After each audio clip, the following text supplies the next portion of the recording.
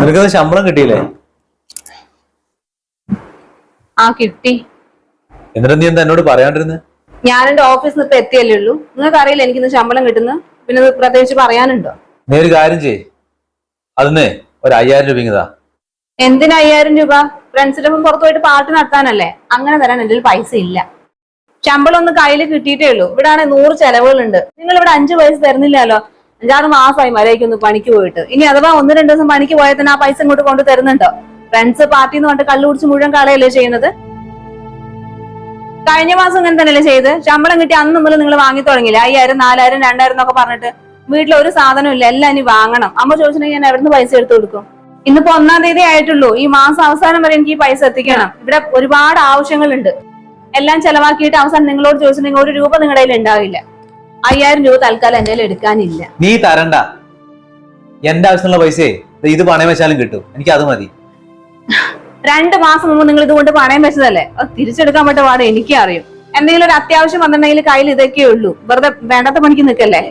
നീ അധികം വാചം അടിക്കേണ്ട, പൈസയും എടുത്ത 1-ാം തീയതി ആകാൻ വേണ്ടി കാത്തിരിക്കുക പൈസ വാങ്ങിക്കൊണ്ടുപോകാൻ വേണ്ടിട്ട്. ഇനി ഇത് മാത്രം മതിയോ? നാളെ മുതൽ തുടങ്ങൂലേ 100 ആവശ്യങ്ങൾ പറഞ്ഞിട്ട് വരാൻ? പൈസ മുഴുവൻ തീർത്താലേ നിങ്ങൾക്ക് സമാധാനമാവും.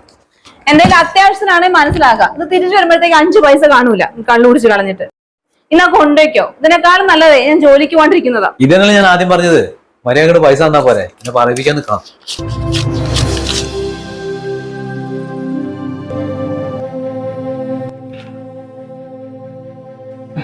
ചേച്ചി ഞാൻ ചായ എടുക്കട്ടെ? ചായയൊക്കെ ഞാൻ എടുത്തു വെച്ചിട്ടുണ്ട്. ആദ്യം നീ ചെന്ന് എന്തെങ്കിലും കഴിക്കാൻ നോക്കും. ഓഫീസിൽ വന്ന പിന്നെ ഒന്നും കഴിച്ചില്ലല്ലോ. പിന്നെ കഴിക്കുക ചേച്ചി, എനിക്കിപ്പോ വിശപ്പില്ല. നിനക്ക് ഇന്ന് ശമ്പളം കിട്ടിയിട്ടല്ലേ ഉള്ളൂ?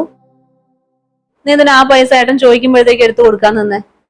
ഇല്ല ചേച്ചി, അതൊന്നും ഇല്ല. എന്തോ ഒരു ആവശ്യത്തിന് ചോദിച്ചതാ, അതുകൊണ്ട് എടുത്ത് കൊടുത്തേ ഉള്ളൂ. നീ എന്നോട് കള്ളം പറയാൻ നിൽക്കൊന്നും വേണ്ട. ഞാനെല്ലാം കേട്ടു. നീ കഷ്ടപ്പെട്ടിട്ട് വർക്ക് ചെയ്ത് കിട്ടിയ പൈസയല്ലേ, അതിങ്ങനെ ചോദിക്കുമ്പോഴത്തേക്ക് എടുത്ത് കൊടുക്കുക. അത് എന്തിനുകൊണ്ട് ഏതാ? ഫ്രണ്ട്സിന്റെ ഒപ്പം പാർട്ടി നടത്താനും കള്ളുടിച്ച് കളയാനും വേണ്ടിട്ടല്ലേ? നിനക്ക് നന്നായിട്ട് പറഞ്ഞു കൊടുത്തുകൂടായിരുന്നോ? ഇങ്ങനെ ചോദിക്കുമ്പോഴത്തേക്ക് എടുത്തു കൊടുക്കേണ്ട കാര്യം എന്താ? ചേച്ചിക്ക് ഏട്ടന്റെ സ്വഭാവം ശരിക്കും മനസ്സിലാകാഞ്ഞിട്ടാ. ഇത് കൊടുത്തില്ലെങ്കിലും മതി, ഇവിടെ വലിയ പ്രശ്നം ഉണ്ടാവും. ഇന്നിപ്പോ 1-ാം തീയതി ശമ്പളം കിട്ടല്ലേ? അപ്പൊ പിന്നെ എന്നെക്കാളും കൂടുതൽ അതിനു വേണ്ടി കാത്തിരുന്നത് ഏട്ടനായിരിക്കും.